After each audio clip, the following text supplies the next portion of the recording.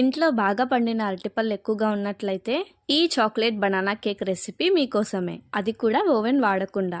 ఈ soft and spongy cake చేసుకోవడం కోసం 4 బాగా పండిన అరటిపళ్ళను తీసుకుని పైనుండి తొక్క తీసేసి ఒక బౌల్లోకి వేసుకొని ఫోక్ లేదా చేతితో స్మాష్ చేసుకోవాలి. అరకప్పు పంచదారను ఫైన్ పౌడర్ లా చేసుకుని వేసుకోవాలి.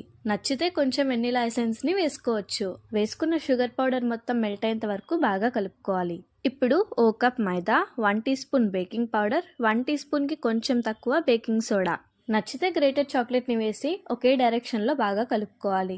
మీరు మైదా ప్లేస్ లో గోధుమ పిండిని కూడా వాడొచ్చు. అన్నిటినీ బాగా కలుపుకున్న తర్వాత పావు కప్పు వరకు రిఫైన్డ్ సన్ఫ్లవర్ ఆయిల్ లేదా rice bran oil, unsalted butter ని కూడా వాడొచ్చు. ఆయిల్ వేసి బాగా కలుపుకున్నాక ఈ కన్సిస్టెన్సీ రావాలి. ఇప్పుడు ఏదైనా ఒక బౌల్ ని తీసుకొని ఆయిల్ గ్రీస్ చేసి పైనుండి పొడిపిండి చల్లుకొని కేక్ బ్యాటర్ ని వేసి 3 to 4 టైమ్స్ ఇలా ట్యాప్ చేసుకోవాలి.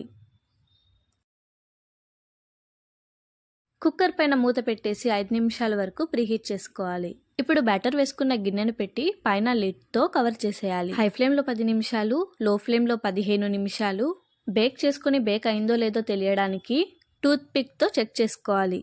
ఇలా పిండి అంటుకోకుండా రావాలి. కొంచెం వేడిగా ఉన్నప్పుడే ఒక క్లాత్ ని తీసుకొని డీమౌల్ చేసుకుని నచ్చిన షేప్స్ లో కట్ చేసుకుని ఎంజాయ్ చేయడమే. ఇంకా వెంటనే మీరు కూడా ఈ చాక్లెట్ బనానా కేక్ రెసిపీని ట్రై చేసి మీకు ఎలా వచ్చిందో నాకు కామెంట్ చేయండి. మరిన్ని ఇంట్రెస్టింగ్ రెసిపీస్ కోసం మన ఛానల్ ని వెంటనే సబ్స్క్రైబ్ చేసుకోండి.